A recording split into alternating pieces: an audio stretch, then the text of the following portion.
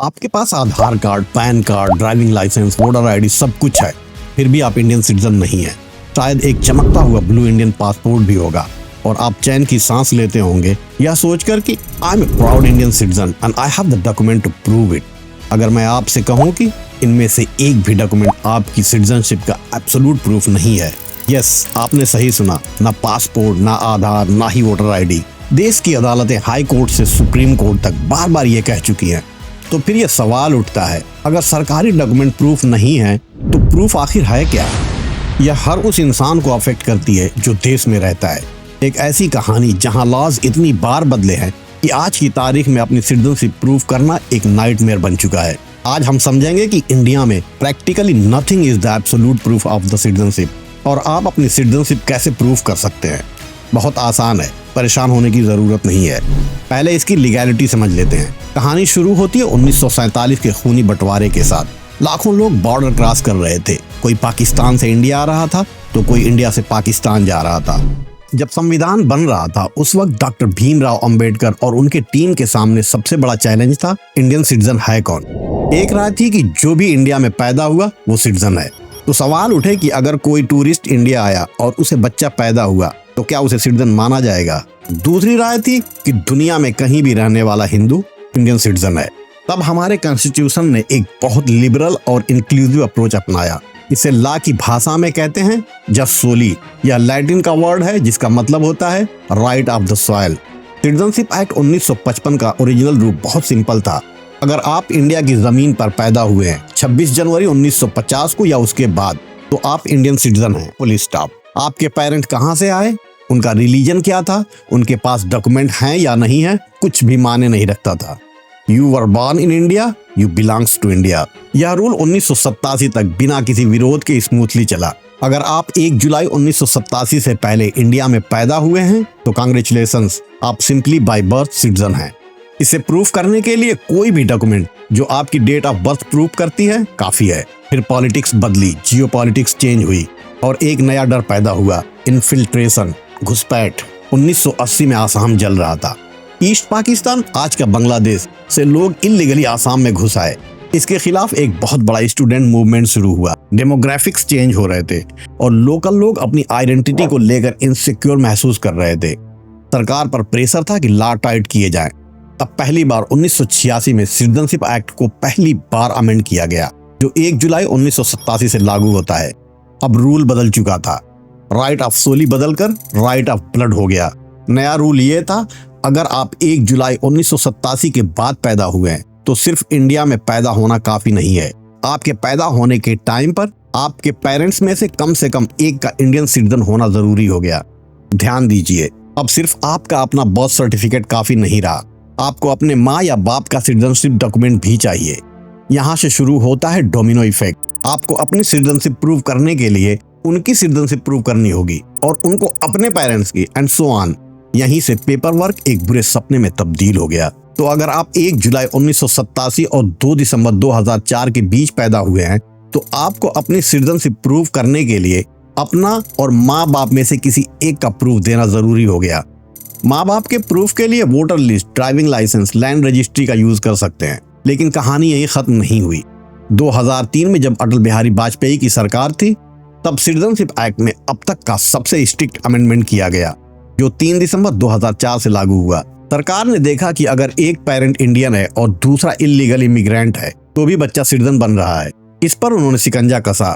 नया रूल 3 दिसंबर 2004 से बच्चा इंडियन सिटीजन तभी माना जाएगा जब उसका एक पेरेंट इंडियन सिटीजन हो और दूसरा पेरेंट उसके बर्थ के टाइम पर इल्लीगल माइग्रेंट न हो। Think about this practically. अगर आप 2004 के बाद पैदा हुए हैं और आपका बर्थ सर्टिफिकेट आपके पास है तो यह अपने आप में लीगली यूजलेस है। आपको यह प्रूव करना होगा कि आपके पिताजी या माताजी इंडियन सिटीजन थे और दूसरा पेरेंट इल्लीगल माइग्रेंट नहीं था। Imagine the burden of proof. India जैसे देश में जहां गांव देहात में आज भी लोग हॉस्पिटल में नहीं घरों में पैदा होते हैं, जहां पिछली जनरेशन के पास कोई भी बर्थ रिकॉर्ड है ही नहीं, वह लोग राइट ऑफ ब्लड कैसे प्रूव करेंगे? यह न तो उस टाइम की सरकार की गलती है ना ही जनता की। तब देश की प्रायोरिटी कुछ और थी, फूड, एजुकेशन और हेल्थ।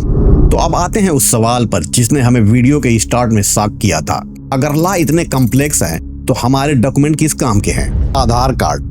आधार एक्ट 2016 का सेक्शन 9 क्लियरली कहता है the Aadhaar card is not a proof of citizen और डोमिसाइल।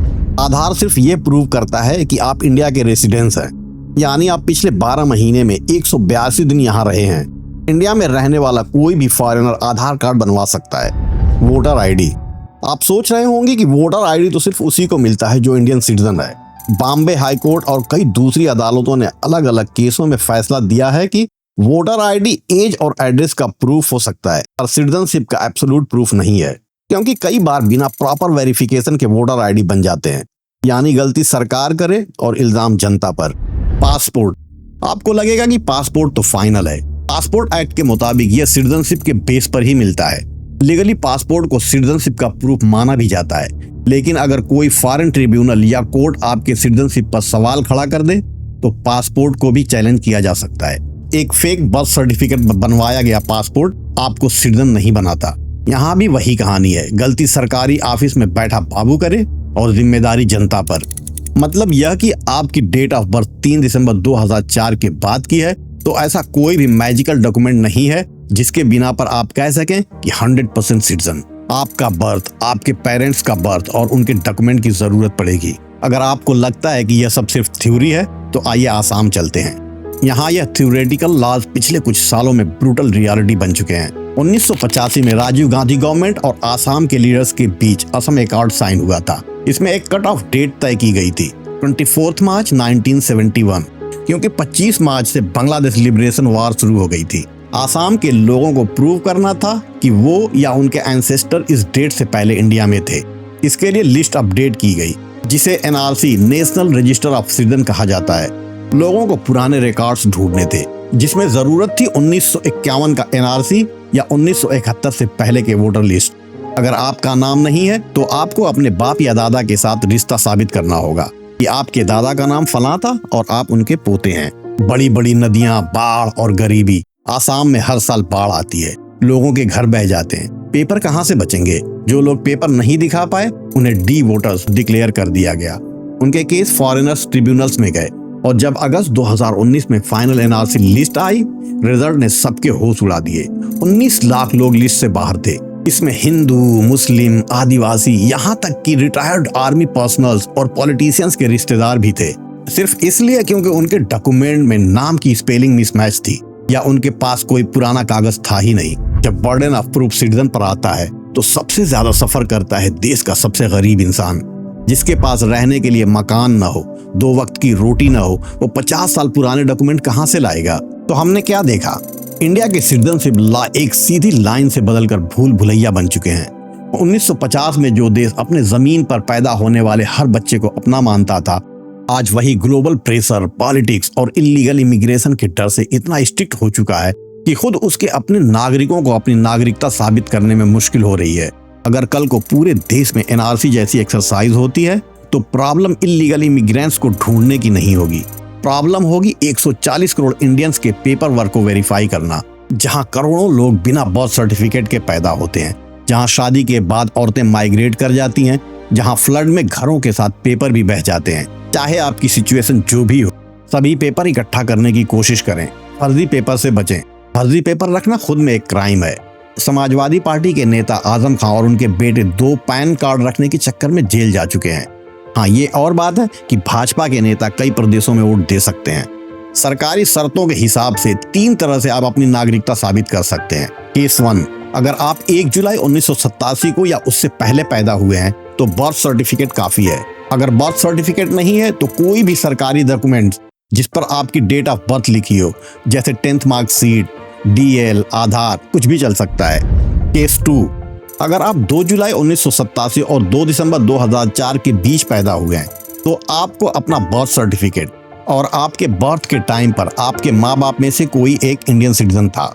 माँ बाप के प्रूफ के लिए voter list, land registry, ration card कुछ भी यूज कर सकते हैं। अगर आप 3 दिसंबर 2004 या उसके बाद पैदा हुए हैं तो आपको अपना बर्थ सर्टिफिकेट और आपके बर्थ के टाइम पर आपके माँ बाप में से कोई एक इंडियन सिटीजन था और दूसरा इलीगल इमिग्रेंट नहीं था। जरूरी नहीं है, मगर दोनों सिटीजन थे तो ये और बेहतर है।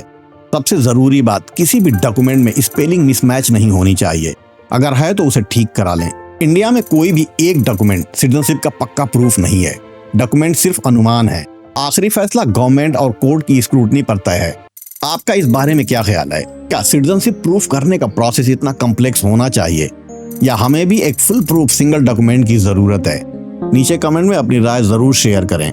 अगर कोई सवाल है तो कमेंट में पूछ सकते हैं। प्लीज अपने दोस्तों और फैमिली के साथ शेयर करें क्योंकि यह जानकारी हर इंडियन के पास होनी चाहिए। Thanks for watching.